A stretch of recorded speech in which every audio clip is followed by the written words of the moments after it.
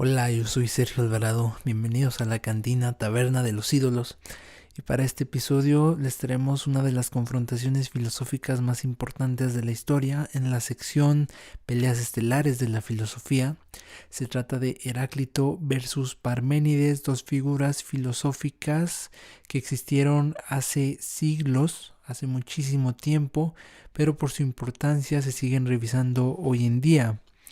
Ellos pues nacieron, según las estimaciones, en el siglo VI antes de Cristo. Y digo que según las estimaciones, pues al ser figuras tan alejadas históricamente es difícil tener datos precisos.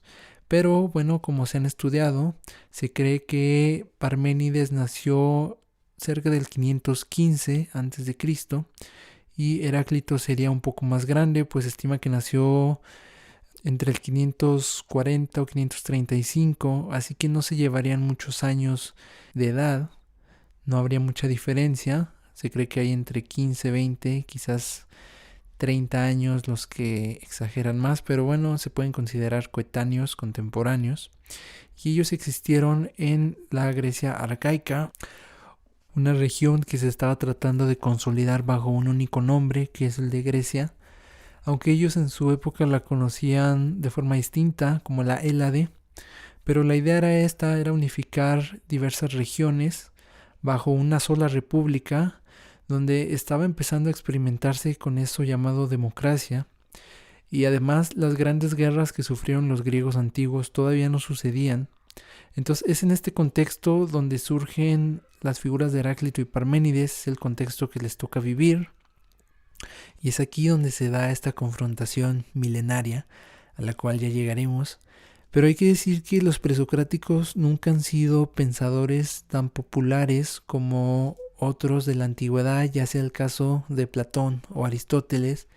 Esto porque se cree que en rigor su pensamiento no era filosofía tal cual. Pero la realidad es que las preguntas que estos se planteaban, las primeras preguntas filosóficas de la historia, ya son filosofía. Y esas preguntas siguen tan presentes, tan latentes en nuestros días como hace 2500 años. Lo que se podría decir de ellos es que quizás sus doctrinas no eran tan elaboradas como lo fueron en los siglos venideros por otros filósofos, pero en los albores de la filosofía, pues su pensamiento tenía que ser pues ciertamente más simplificado, más inmediato. Es por esto que se les considera filósofos naturales o de la naturaleza, ya que sus reflexiones versaban sobre la naturaleza exclusivamente. Esto tiene sentido ya que al ser las primeras chispas filosóficas de la historia, es natural preguntarse sobre el cielo, sobre las estrellas, sobre el mundo, sobre aquellos elementos que abundan, como el agua, la tierra, el fuego, el aire. Y es en este contexto en el que surge la primer pregunta filosófica de la historia, que es ¿de dónde viene todo esto? ¿Cuál es el origen? Esta pregunta se le atribuye al filósofo Tales de Mileto, quien consideraba que el origen de todo era el agua. Y si bien esta respuesta parece ser algo sencilla, comparándola con las nociones científicas de la actualidad, pues no parece tan descabellada, ya que sabemos que el agua es un elemento vital y que la concepción de la vida tiene que ver con esta, aunque bien no es el único elemento necesario. Es en ese sentido que la discusión filosófica siguió después de Tales con su discípulo Anaximandro, quien consideraba que el agua no podía ser el elemento inicial de todo, ya que si el agua fuera el origen, todo tendría que ser agua. Es decir, tuvo que haber un paso donde el agua se mezclara con otra cosa para que pudieran existir diferentes elementos, ya que es evidente que el aire o el fuego, por ejemplo, pues no son agua. Ahí es donde estaba la falla de Tales, según Anaximandro, y este va a considerar que el origen de todas las cosas es algo indeterminado. En su término griego apeirón, lo indeterminado es lo que origina todas las cosas. Aunque la propuesta de Anaximandro va a ser un tanto más compleja que la de Tales, pues él va a decir que las cosas surgen a través de un proceso de injusticia. Esto se explica de una manera quizás un tanto mítica, aunque más compleja, como ya dije, y tiene que ver con la idea de que todo lo que existe, todo lo que tiene vida, en algún momento va a perecer. Entonces, el hecho de que la vida y la muerte no puedan existir al mismo tiempo, habla de que tiene que haber una alternancia.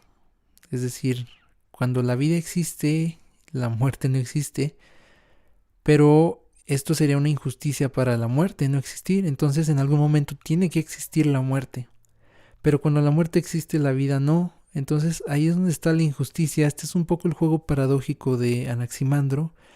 Una cuestión que ya tiene que ver mucho con conceptos filosóficos y que nos va adelantando un poco al pensamiento de Heráclito, uno de los dos protagonistas de este podcast, junto con Parménides, y a los cuales ya llegaremos más adelante, pero no está de más revisar los antecedentes de pensamiento para poder comprender mejor sus doctrinas. Entonces, en el caso de Anaximandro se considera que es el primer filósofo de quien se conserva un fragmento escrito de su obra. Hay que entender que por ser tan antiguos estos pensadores, sus obras escritas no nos han llegado íntegras, simplemente nos han llegado fragmentos, partes de ellas. Y en el caso de Tales de Mileto, su pensamiento lo conocemos gracias a lo que dijeron otros escritores. Para el caso de Anaximandro ya tenemos lo que se considera un fragmento propio. Y es ahí donde él introduce la cuestión del origen de todo. La primera pregunta filosófica de la historia, y su término en griego es el argé. Para este punto entonces ya tenemos dos propuestas de lo que es el argé o el origen de todas las cosas. En Tales de Mileto el agua, en Anaximandro lo indeterminado. Y el siguiente en retomar la cuestión es Anaxímenes, discípulo de ambos, también perteneciente a la región de Mileto. Y este va de alguna manera a retomar el pensamiento de ambos y decir que el origen de todas las cosas es el aire. Retoma ambos porque, al igual que Tales con el agua, va a situar el origen en un elemento, en el aire, y al igual que Anaximandro, va a decir que el aire es indeterminado, lo cual generalmente no se considera que el pensamiento de Anaxímenes haya hecho algún progreso, porque vuelve a caer en los errores que se le adjudicaban a Tales de Mileto. Evidentemente no todo es aire. Y por otra parte había una especie de cuestión más mística que filosófica al decir que el aire no solo era un elemento de la naturaleza, sino era una especie de deidad que lo animaba todo. Entonces la importancia de estos tres pensadores, tanto Tales como Anaximandro y Anaxímenes, tiene que ver con ser los primeros en plantearse la cuestión del origen. Estos tres son famosos porque pertenecieron a una misma región de la Grecia arcaica, que es Mileto, y que se considera cuna de la filosofía justamente por esto. Así la cuestión del argé, es decir, del origen de todas las cosas, tiene que ver primeramente con encontrar aquello que todas las cosas tienen en común, aquello de lo que todo participa. Pues encontrando lo que todas las cosas tienen en común se podrá dar con el origen de todo. Y es en este contexto en el que Pitágoras de Samos retoma la pregunta y él va a considerar que aquello que todo tiene en común es la unidad. Es decir, todas las cosas son unidades. Entonces tanto el cielo es una sola cosa, hay muchas estrellas, pero todas las estrellas son una. Igualmente un árbol es uno, pero está lleno de hojas que también son unidades. Los seres humanos somos unidades. Entonces, la unidad es aquello de lo que todos participamos. Por primera vez en la filosofía la respuesta no tiene que ver con un elemento material como el agua o el aire, sino con el pensamiento. Esto es el número uno. De ahí la importancia de Pitágoras en la filosofía, aunque es debatible que Pitágoras, la figura filosófica, lo haya dicho, ya que hay una historia interesante. Pitágoras tenía una escuela en la que se estudiaban cuestiones filosóficas, matemáticas, científicas. Esto porque en la antigüedad no había una diferenciación clara como ahora de las disciplinas, todo era parte del estudio.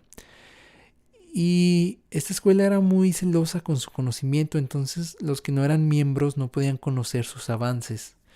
Pero todos los avances que hacían dentro de esta escuela, pues se le atribuían a Pitágoras.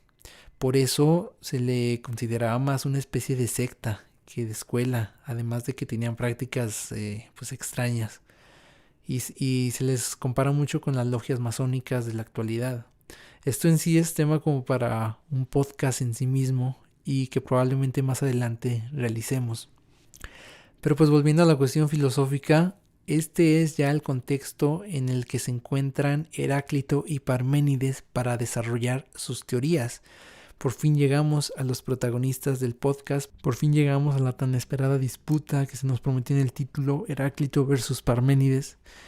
Pero pues como toda buena pelea, que en el primer round los peleadores no se hacen nada, pues este podcast sirve como un primer round. Vamos a dejar aquí la cuestión y el pensamiento, las doctrinas de Heráclito y Parménides ya propiamente desarrollados los vamos a dejar para un próximo podcast, de hecho para el siguiente podcast, y es donde vamos a descubrir por qué Heráclito y Parménides tuvieron esta discusión milenaria que hoy en día se sigue estudiando.